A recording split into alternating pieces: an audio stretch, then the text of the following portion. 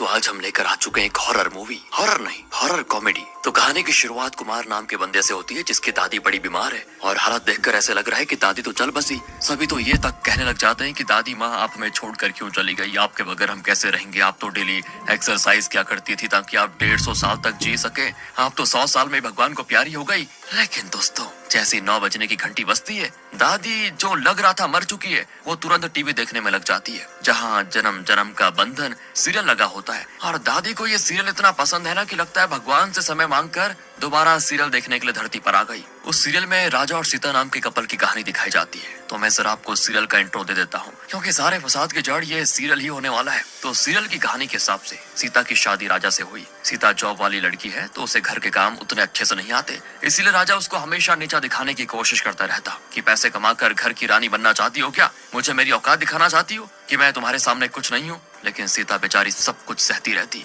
उसने अपनी अच्छाइयों से राजा के दिल में जगह तो बना ली थी, लेकिन ये करते करते काफी समय हो गया था और घर वालों ने सीता को घर से भी निकाल दिया। सीता के जाने के बाद राजा को एहसास हुआ कि वो कितना गलत समझता था सीता को। तो अब वो जगह जगह सीता को ढूंढने में लगा हुआ है ताकि वो सीता को दोबारा से अपनी जिंदगी में ला सके। बड़ी मानुस कहानी है दोस्तों, आगे देखना काफी मजा आएगा। अब अगले सीन में हम श्रीनिवास नाम के बंदे को देखते हैं जो एक लोकल केबल चैनल चलाता है। साथ ही इस गांव में जितने भी लोग हैं उनको केबल सर्विस भी प्रोवाइड करता है। सभी गांव वाले अपने रिचार्ज वगैरह सब श्रीनिवास से आकर ही करवाते हैं। श्रीनिवास डेली अपने केबल चैनल पर लोगों को मूवी दिखाता तो कभी गेम खिलाता ताकि उसका चैनल और ज्यादा फेमस हो सके। अब लड़का अपने पैर पे खड़ा हो जाए तो घर वाले उसकी शादी की तैयारियों में जुट जाते हैं। दोस्तों एक लड़की से श्रीनिवास के रिश्ते की बात तो चल रही थी, तो उसी लड़की को देखने श्रीनिवास अपने माता पिता के साथ जाता है जहाँ घर पर वो लड़की मौजूद नहीं होती, वो काम पर गई होती कहीं। तब काम से हाफ डे लेकर वो लड़की घर आ जाती है। ये देखकर श्रीनिवास की माँ को अच्छा नहीं लगता कि देखो तो यहाँ रिश्ते की बात चल रही है और इससे ज्यादा ये काम को अहमियत देती है। बताओ सीधे काम से घर पे आ गई, कुछ तैयार भी नहीं हुई।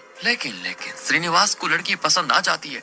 वो दोनों आपस में बात करने के लिए अकेले छत पर चले जाते हैं जहाँ लड़की अपना नाम श्रीवल्ली बताती है। अब श्रीनिवास थोड़ा सा शर्मा भी रहा होता है और घबरा भी रहा होता है ये बताने से कि उसके ऊपर 7 लाख का लोन है जो चैनल चालू करने के लिए उसने लिया था। थोड़ा टाइम लगेगा लेकिन लोन क्लियर हो जाएगा। तो श्रीनिवास कोई भी बात ना छुपाते हुए श्रीवल्ली को बता देता है कि मेरे ऊपर इतना लोन है जो मैंने तुम्हें बता दिया क्योंकि मैं कोई भी बात तुमसे छुपाना नहीं चाहता। श्रीवल्ली कहती है कोई बात नहीं, हम दोनों मिलकर लोन क्लियर कर लेंगे। बस दोस्तों फिर क्या था, इसी बात से श्रीनिवास पूरी तरह से पिघल जाता है कि ऐसी लड़की कहाँ मिलेगी जो पति का लोन क्लियर कराने में उसकी मदद करेगी। और जब श्रीनिवास ज्यादा ही खुश होता है ना तब उसके 2 दोस्त जिनके नाम करीम और रमेश है वो उससे कहते हैं कि बड़े मन में लड्डू फूट रहे, जरा ये तो बता कि जब तेरी शादी हो जाएगी और तुझे अपनी पत्नी से खाना मांगना होगा तो कैसे मांगेगा। तो श्रीनिवास कहता है मैं कहूंगा कि सुनिए मेरे काम पे जाने का समय हो गया, आप खाना लगा देती हो तो अच्छा होगा। तो उसके दोनों दोस्त हंसते हुए कहते हैं कि अबे फिर तो हो गया तेरा काम, पत्नी का गुलाम बनकर रह जाएगा,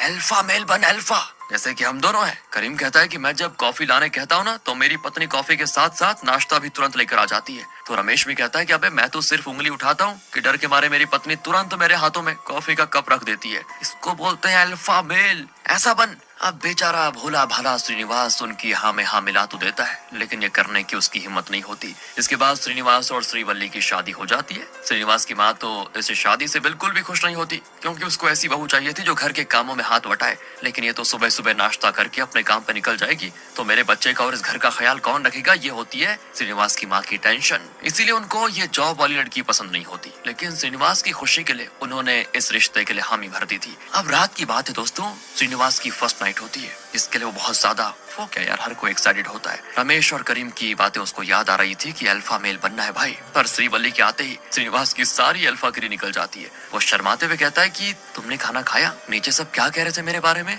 तो श्रीवल्ली कहती है उन्होंने कहा कि आप बड़े सीधे हैं, आपको कुछ भी नहीं पता, इसलिए मुझे सारी चीजें हैंडल करनी होगी। श्रीनिवास कहता है नहीं नहीं ऐसी कोई बात नहीं है, मर्दों को सब पता होता है। लेकिन तभी 9 बजने की घंटी जैसी बजती है ना और सीरियल के लगने का टाइम होता है ना तो श्रीवल्ली सीधे टीवी ऑन करके बैठ जाती है और वही सीरियल देखना शुरू कर देती है। हाँ वही दोस्तों, कुछ देर तो श्रीनिवास कुछ नहीं बोलता पर थोड़ी देर इंतजार करने के बाद वो कह देता है कि आज तो हमारी फर्स्ट नाइट है ना तो टीवी बंद करो ना, यहाँ जाओ बातें करेंगे।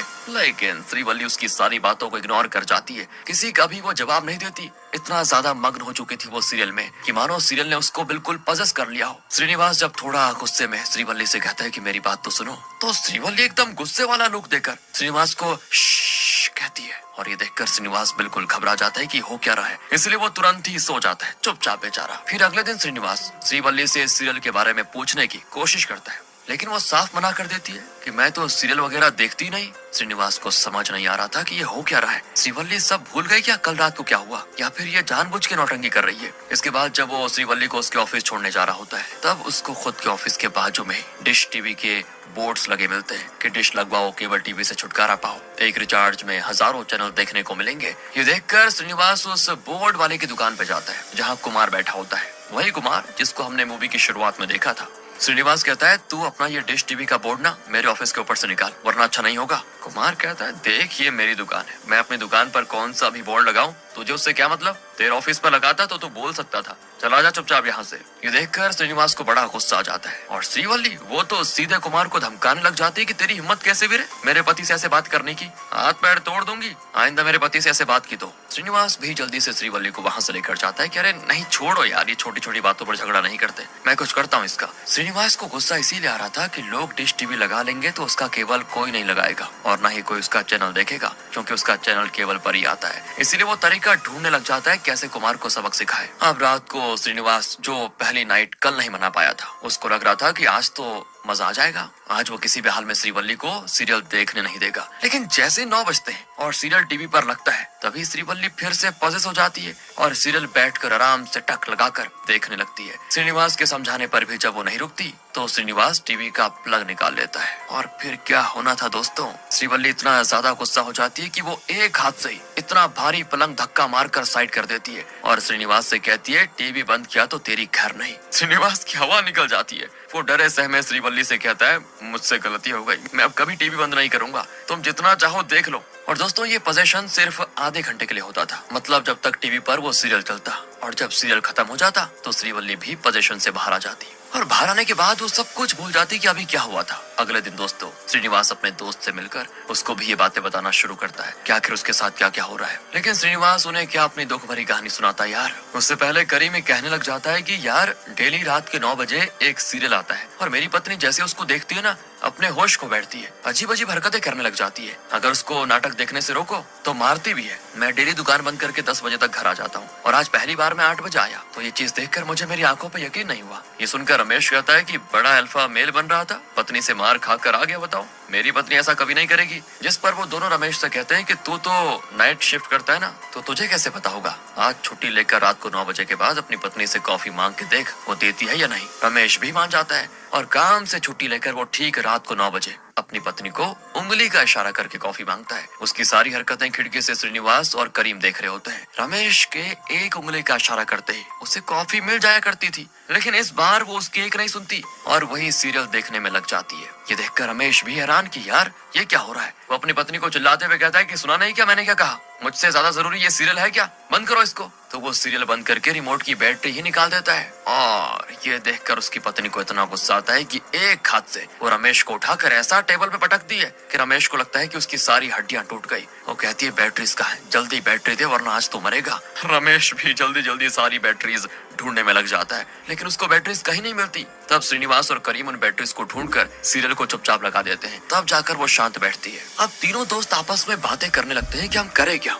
ऐसा ही चलता रहा तो एक दिन हमारी ये पत्नियां हमें मार डालेंगी, किसी से हेल्प लेते हैं। पर रमेश कहता है कि लोगों को क्या बताएगा, पत्नी से मार खाया, अरे मजाक उड़ाएंगे हमारा सभी, हमें कुछ और सोचना पड़ेगा। पर तब तक हमें रोज 9 बजे अपनी पत्नियों से दूर रहना पड़ेगा। इसीलिए तीनों डेली रात को 9 बजे घर से बाहर निकल जाते हैं ताकि उनकी पत्नियां उनकी धुलाई ना कर सके। बाहर आकर पता चलता है कि सिर्फ तीनों के साथ ही नहीं बल्कि पूरे गांव वालों के साथ ऐसा हो रहा है। सभी मर्द 9 बजते ही घर से बाहर आ जाते हैं। ये मामला बड़ा सीरियस हो चुका था दोस्तों। श्रीनिवास तो अक्सर इस चीज को लेकर परेशान रहा करता कि कहीं किसी दिन श्रीवल्ली खुद को ही सीरियल के चक्कर में चोट न पहुंचा दे। वो श्रीवल्ली को इसके बारे में कुछ नहीं बताता, वरना हो सकता है कि वो घबरा जाए कि उसके ऊपर कोई भूत का साया हो गया है जो उसको नाटक देखने के लिए पोजेस कर लेता है। अब अगले सीन में तीनों दोस्तों को माया नाम की महिला के बारे में पता चलता है जो भूतों को भगाने का काम करती है। वो तीनों माया के पास आकर अपनी समस्या बताते। इससे पहले माया ही कह देती है, मुझे पता है तुम तीनों यहाँ किसके लिए आए हो, 9 बजे ही आता है ना वो भूत। तो तीनों कहते हैं कि आप तो अंतर्यामी हो, आपको सब पता है क्या, अब उपाय भी बता दीजिए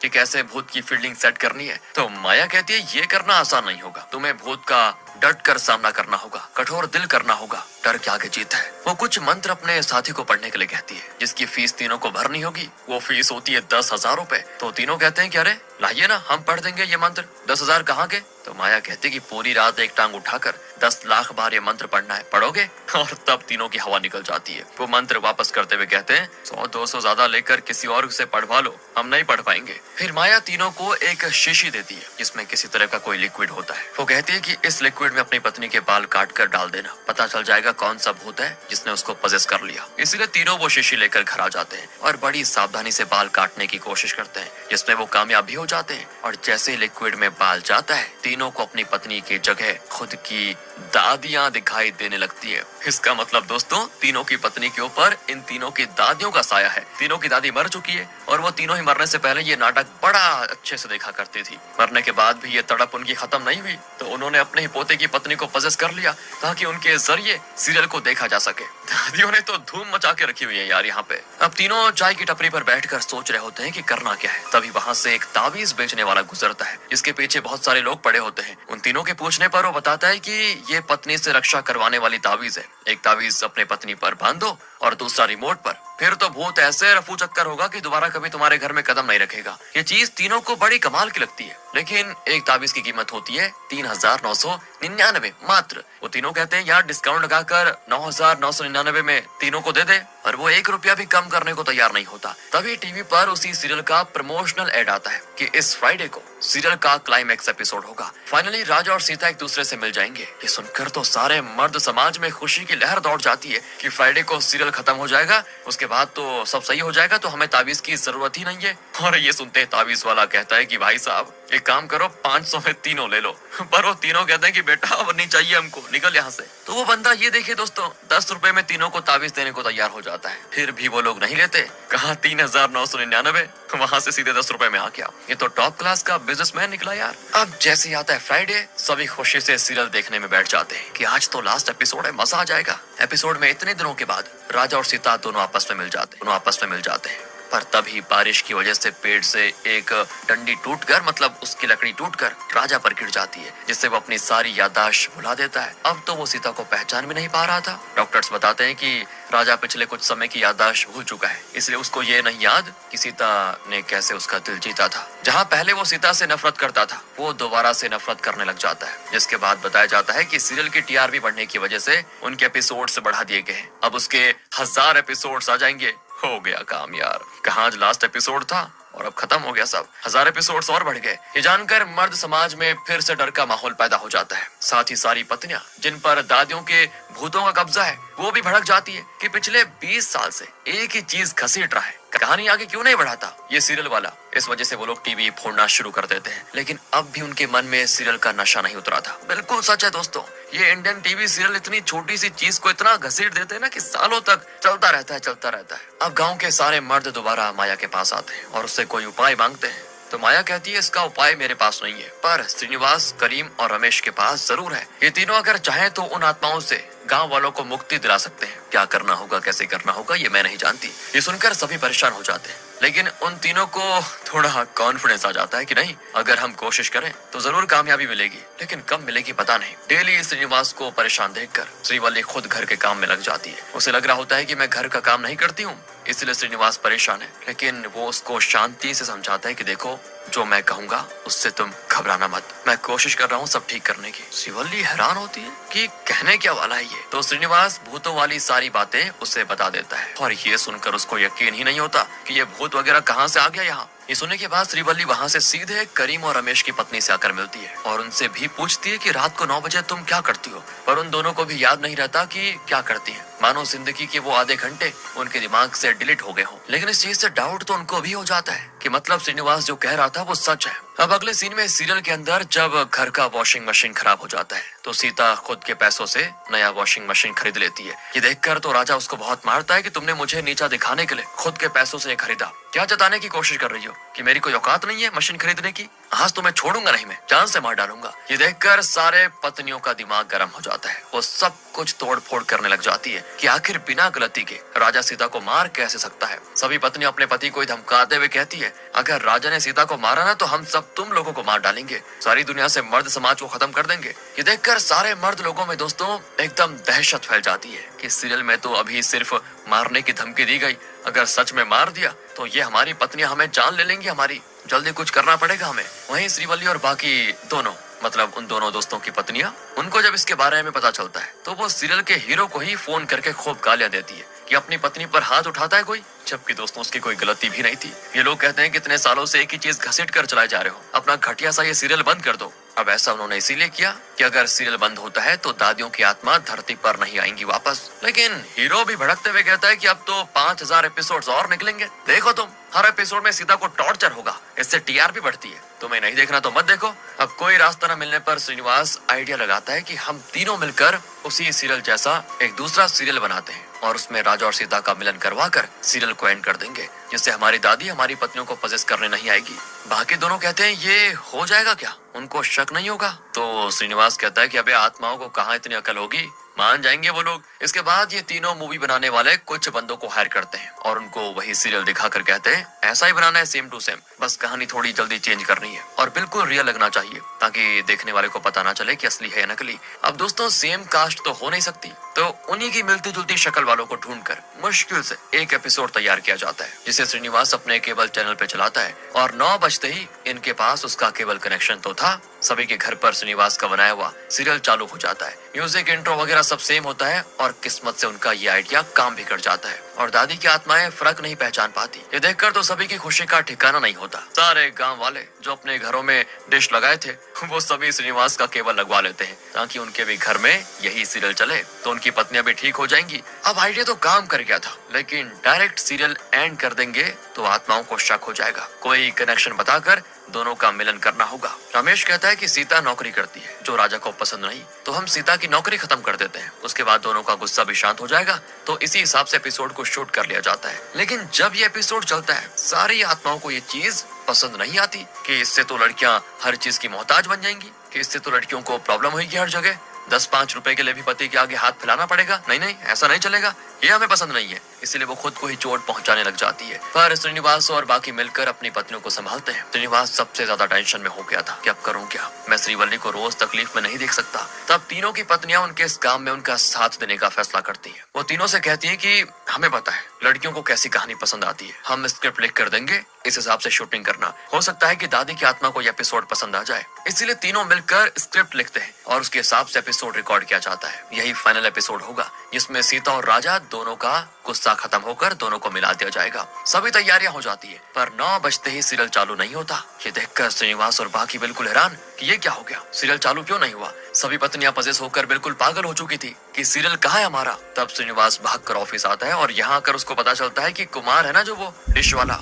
उसने श्रीनिवास के ऑफिस में तोड़ फोड़ कर दी थी, सारे डिवाइसेस खराब कर दिए जिससे श्रीनिवास का बनाया हुआ सीरियल नहीं देखा जा सकता। किसी को कुछ समझ नहीं आ रहा था कि क्या करे, इसलिए श्रीनिवास सभी गांव वालों से कहकर सारी टीवी मंगवाता है और डीजे वगैरह सेट करके डीवीडी की मदद से वो खुद का बनाया हुआ एपिसोड प्ले कर देता है। आवाज सुनते ही पूरे गांव की पत्नियां वहां आकर सीरियल देखने लग जाती है, जहां सीरियल में राजा खुद की गलतियों को मानते हुए सीता को नौकरी करने की परमिशन भी दे देता है और अपने किए हुए के लिए उससे माफी भी मांगता है कि तुमने आज तक मुझ पे बहुत सारे एहसान किए जिसे मैं चुका नहीं सका और उल्टा मैंने तुम्हें खरी खोटी सुनाई, इसलिए मुझे माफ कर दो। सीता भी उसे माफ कर देती है और इस तरह से दोनों मिलने के बाद ये सीरियल हो जाता है खत्म। सीरियल खत्म होने के बाद ही सभी दादियों की आत्मा को शांति मिल जाती है क्योंकि उनके मन मुताबिक सीरियल खत्म हो गया है। इस चीज से पूरे गांव में खुशी की लहर दौड़ जाती है, सभी की खुशी का ठिकाना नहीं होता। पर मूवी के आखिरी सीन में दोस्तों कुमार श्रीनिवास के पास आकर कहता है, मुझे बचा ले भाई, जब मैं तेरे ऑफिस से सामान निकाल कर फेंक रहा था तो एक सामान मेरी दादी पे गिर गया जिससे वो भगवान को प्यारी हो गई, लेकिन अब